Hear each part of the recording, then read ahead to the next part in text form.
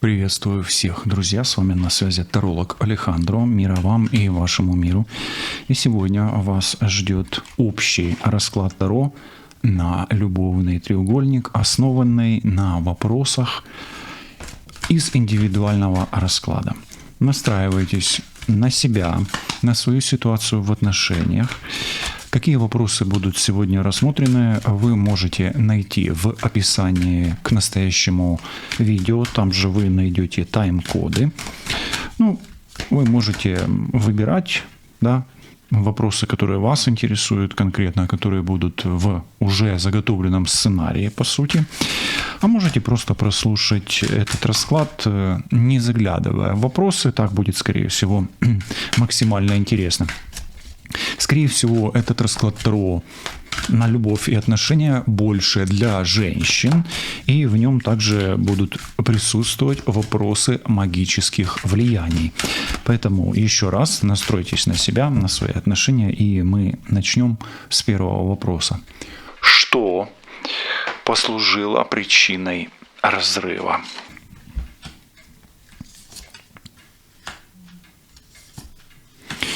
И мы здесь видим действительно 8 кубков. Мы видим, что мужчина действительно отдаляется, а точнее уходит. Скорее всего, разрыв есть, и мужчина принял решение. И здесь появляется 3 кубков. Это действительно третье лицо. По сути, причиной разрыва есть третий человек, третий партнер, или третий лишний. То есть это соперница. И здесь 6 мечей. Мужчина вроде бы как решил сам. То есть изначально причиной разрыва был сам мужчина. И выглядит это все у вас, как будто бы мужчина принял решение. Но имейте в виду, здесь есть 3. И влияние третьего человека здесь однозначно есть. Хотя и выглядит это все, как будто мужчина сам решил отдалиться. Следующий вопрос. Была ли здесь магия? Давайте этот вопрос мы посмотрим на 2 инструментах. Сначала посмотрим, что скажут карты Таро.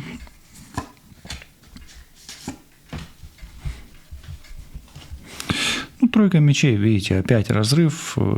Первая карта косвенно указывает на наличие магии. Почему? Потому что здесь и 8 кубков, и 3 мечей. Отдаление и разрыв отношений.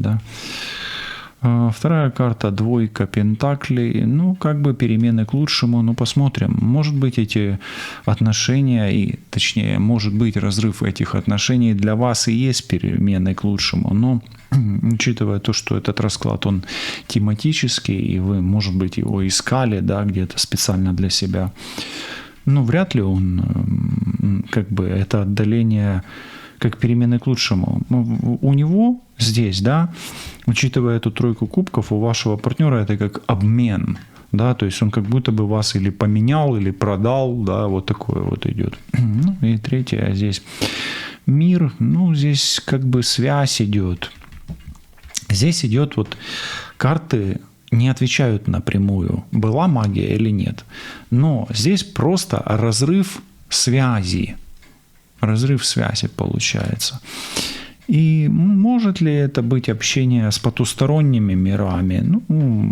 Да, возможно. Но нужно смотреть дополнительные карты. Давайте посмотрим, есть ли здесь именно магия, выпадают ли магические карты. Выпадают ли магические карты, была ли или есть ли здесь магия? 1, 2 и 3.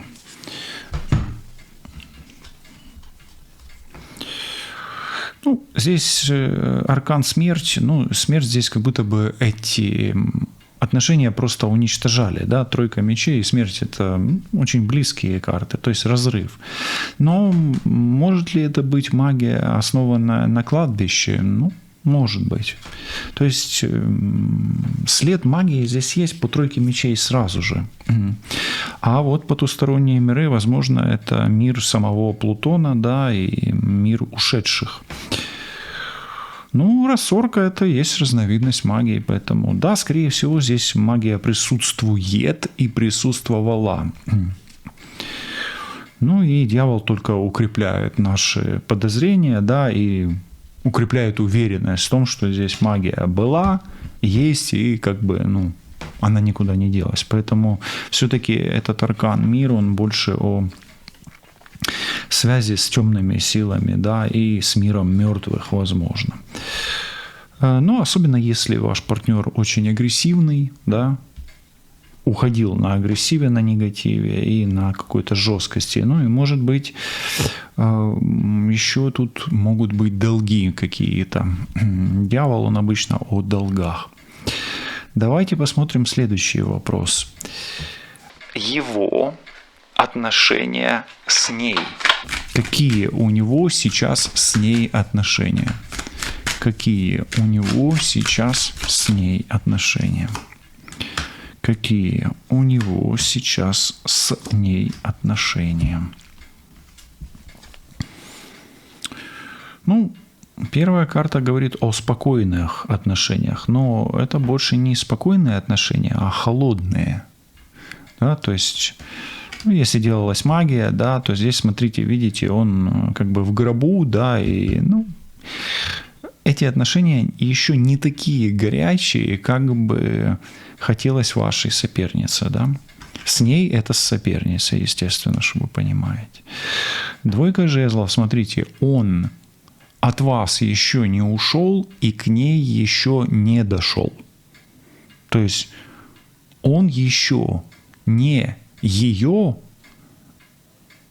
но почти уже не ваш. Вот так вот идет здесь. Ну, это двойственные отношения. Холодные, но они могут потеплеть, да, если он окончательно от вас уйдет. Ну и третья карта здесь. Десятка кубков. Ну, похоже здесь то, что у них налаживаются отношения, но учитывая то, что четверка, двойка и десятка, то есть тут счастье получается. Здесь застревание в прошлом, а здесь остывание. И все это порождает аркан башню. То есть у них, по сути, выстраивание счастья на чужом горе, на башне. Да? Башня – это ваши как бы проблемы с ним. Или ваше горе, да, ну, давайте так, ваши неприятности или на каком-то негативе, на темном это выстраивается все равно все. Поэтому я скажу так, его отношение к ней, он пытается с ней наладить связь, пытается найти какие-то чувства, пытается их пробудить. Но одна его часть еще пока что с вами, а другая часть стремится туда, где есть некое счастье, с которым он еще пока не понимает, как быть. Ну, вот такой вот идет поток. Следующий вопрос, вот, держит ли его какие-то долги? Например, документы, деньги, там, бумаги, ну, какие-то долги между ним и ней. Или обуславливает она его долгами. Ну, смотрите, вот между ними сейчас, вот те карты, которые выпали в предыдущем вопросе, они не говорят о бумагах каких-то, не говорят о деньгах, а говорят больше о чувствах, об энергиях. И вот эта десятка кубков, ну, она может намекать на приворот, но мы здесь не делаем как диагностику, а просто смотрим именно просмотр общей, да, ситуации. Ну вот давайте посмотрим, чем она его держит, да? Или чем она его обуславливает. Ну вот эта карта магии, она его держит магией все равно какой-то. Но опять-таки она может его обуславливать тем, что она вселяет в него уверенность некую, да, то есть вот ты мужчина, ты все сможешь, да, то есть она, ну, как бы играет с его эго. Но аркан магия здесь есть, и, ну, с большой долей вероятности в этой ситуации, да, мужчина хоть и сделал вид, что ушел сам, но все равно третье лицо вот этой магии, ну и, скорее всего, кладбищенской повлияло. Дальше. Шестерка жезлов. Еще одна карта, которая просто усиливает нашу с вами уверенность в том, что это соперница, да, она как бы играет с эго мужчины. Ты сильный, ты повелитель, ты лучший. То есть играет на его мужских чувствах или на чувствах мужского превосходства или мужского достоинства. Ну окей. Ну и 9 пентаклей, но сама себе цену знает, и могут ли здесь быть замешаны деньги? Да. Может ли здесь быть замешан бизнес? Да, но здесь замешана крупная сумма денег или, ну, какой-то прямо джекпот. Но этот джекпот, он для женщины. Для мужчины это может быть и ну, не такой уж прям там и джекпот, да, вот так. Хорошо. Следующий вопрос тоже немаловажный, и он часто попадается в личных раскладах. Вот какую роль играла еще одна женщина, но это женщина-гадалка или эзотерик какой-то, мастер, практик, к которой он обращался за какими-то советами, раскладами. То есть, как повлияла здесь гадалка на него, на его решение. Роль гадалки. Но она его, видите, она укрепляла в нем то же самое. Король жезлов, маг, да, то есть она разжигала в нем мужское достоинство, уверенность в себе, страсть. То есть она корректировала его планы и вселяла в него уверенность еще раз. Точно так же, как и соперница. Они где-то, может быть, даже были либо знакомые, ну, либо это какое-то совпадение, да. Ну и здесь смотрите прямо король жезлов и королева пентаклей. То есть смотрите, она ему говорила, что он сможет как бы эти отношения осилить, он выдержит эту женщину, что даже вот по стихиям огонь на земле, да, она тебя поддержит, она могла ему говорить, потому что огонь, он горит всегда на земле, здесь женщина служит опорой, но тем не менее она ему говорила, что вы друг другу подходите. Это никак не конфликтующие стихии, ну если бы здесь была вода, допустим, да, или здесь вода. Нет, вот если бы здесь была вода, уже бы они конфликтовали. Поэтому, как минимум, гадалка, мастер-практик, она его как бы соединяла. То есть она, ну, работала, как бы служила роль такой сводни, свахи, да. Ну, сводни, да. Сваха – это немножко другое. Ну и 3 карта, она здесь больше такая пустая. Ну, это карта дурака 22, да, или хаоса некого, да, то есть она его дезориентировала. Ну, как минимум, это дезориентация. Она о том, что он пошел по другому пути, то есть она его направляла на путь к этой женщине. Особенно, если эта женщина земной стихии. В вашем случае здесь прямо земля очень сильно проявлена. Здесь земля, да, здесь земля, то есть Козерог, Дева и Телец, да. Хорошо. Давайте посмотрим. То есть, соответственно, советы гадалки по отношению к этой женщине, они, ну, как бы усилили решение мужчины, что он справится и что он как бы, ну, что они подходят друг к другу. Вот так, да. Хорошо, следующий вопрос. Как относится его мать к тому, что происходит в его жизни? Ну, представьте себе, что в вашей ситуации есть еще родители, да, мама. Отношение мамы к тому, что происходит в жизни мужчины именно, да. 5 пентаклей, но она видит, что у него не все хорошо. Она видит, что он страдает и что ему плохо. Рыцарь жезлов. Но между ними сейчас отдаление. Это не лучшая комбинация карт. И где-то она, ну, она напрямую не вмешивается в эту ситуацию, но и не поощряет его. То есть она где-то больше на вашей стороне. Ну и Солнце, но все равно он для нее ребенок, он для нее сын. Она его не осуждает, но и не оправдывает. Держится на стороне и старается не вмешиваться в эту ситуацию. Вот так вот. Хорошо, давайте тогда дальше смотреть. Следующий вопрос. А доволен ли он сейчас тем, что происходит там, своим образом жизни или в своей ситуации? Рад ли он тому, что происходит с ним сейчас? Рад ли он тому?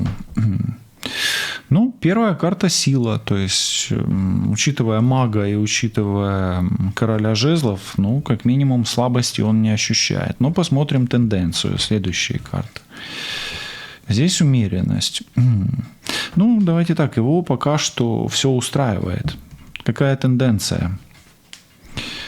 Ну, тенденция к тому, что рассорка, если между вами была, то она может вернуться к нему. Поэтому давайте так скажу. Если сейчас его все устраивает, то это не говорит о том, что бумерангом к нему вернется то, что было направлено на вас. Поэтому сейчас все ок, прямо все, может даже в шоколаде тут. Это хорошая комбинация. Но на противоречии породится конфликтное противоречие, близнецы. Поэтому в перспективе он может осознать и быть агрессивным, особенно если узнает, что на него делались какие-то обряды, ритуалы, особенно если они были настояны на покойнике или покойнице, видите, покойник, и на темных силах. Ну, и если это был приворот, то десятка кубков здесь косвенно указывает.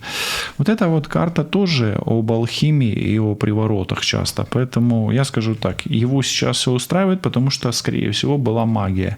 А когда эти чары развеются, особенно если вы, возможно, какими-то своими чарами будете действовать или на магию отвечать магией, да, то он будет чувствовать вот это вот неоднозначность, шатание и агрессию. То есть он с ней может рассориться. Хорошо, давайте посмотрим. Вот его сейчас финансы и работа. Ну, такие вопросы были заданы, поэтому мы смотрим именно такие вопросы. Возможно, вас это интересует. Его финансы и работа. Либо мы чего-то не видим, либо не можем видеть, либо у него не все так хорошо ни в финансах, ни в работе.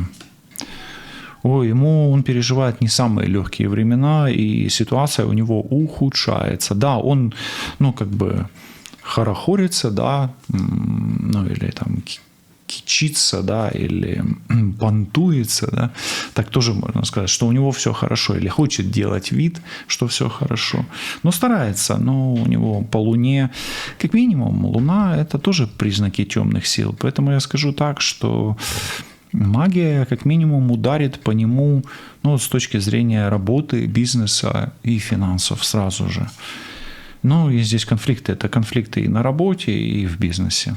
Не самые лучшие времена. И смотрите, видите, десятка и пятерка – это дьявол. Вот он дьявол, вот она магия. То есть, как минимум, у него могут быть долги, и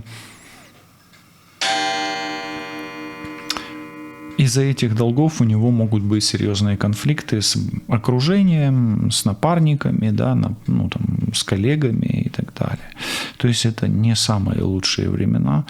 И по этой карте он даже может быть не то, что там в конфликте с близкими сотрудниками, да, или с представителями бизнеса, может быть, даже и приходится ему подраться, да, получить прямо, да, жезлом. Хорошо. Его мысли, его чувства и его действия по отношению именно к вам теперь. Мысли, чувства и возможные действия по отношению к вам. Что он о вас думает? Он думает, что, возможно, каким-то образом у вас есть перспектива. Поэтому на вас и выпала двойка жезлов. Помните, я говорил еще в начале? Он как будто бы застрял между мирами. Поэтому его мысли о вас в его голове присутствуют. И он не понимает, что между вами будет дальше. Рядом Луна – это непонимание. Дальше он чувствует, что все закончено. Но при этом у него конфликт. С одной стороны, он думает о перспективе и как быть дальше. А с другой стороны, чувствует, что как будто бы он умирает. Да? Или чувства его умирают. Но 13, видите, 10 и 3. 13 – аркан смерть. И его чувства умирают, получается. Поэтому, может быть, и из-за того, что магия получается, да, видите, здесь смерть, и здесь 13. Получается, как будто бы эти чувства по тройке мечей убили. Как бы убили его чувства. Но вы будете себя так чувствовать, как будто бы вам, ну, как будто бы это в вас сделали вот этот вот магический выстрел, да. Ну и третья карта, туз кубков. Вот это его действие, он какую-то эмоцию на вас будет выливать. То есть он будет на вас выливать боль вот этой десятки мечей и непонимание своих планов по отношению к вам. То есть что от него ждать, какие действия? Он вас будет, ну вот буквально на вас кричать, обвинять вас, ну, винить, да, или будет писать какие-то такие сообщения, которые будут ранить и вас, и вы будете понимать, что ему больно. Или вообще полностью вот вас заблокирует, перестанет с вами разговаривать. Вот такие варианты могут быть. Как возможно вернуть эти отношения? Ну, прежде всего я спрошу, нужно ли возвращать эти отношения вам? Ну, как бы как видят высшие силы. Как возможно вернуть эти отношения? И вам совет. Да, вот, ну, как бы в этом 10-м вопросе мы вот сделаем 3 таких разных момента. Итак, нужно ли вам возвращать эти отношения? Здесь императрица, и все зависит от того, есть ли у вас силы, здоровье, время, средства, деньги, то есть, ну, располагаете ли вы ресурсом? Ну и надо понимать, какие чувства вы испытываете к этому человеку, поэтому надо или нет. Ну, карты говорят «да», а решать все равно вам, вы ж тут императрица, правда? Правда. Второе. Как это возможно? Ну, здесь башня. И здесь башня говорит о чем-то важном. Поэтому нужно собрать все силы, все ресурсы и ответить сопернице. Да? То есть показать свою силу. Понимаете?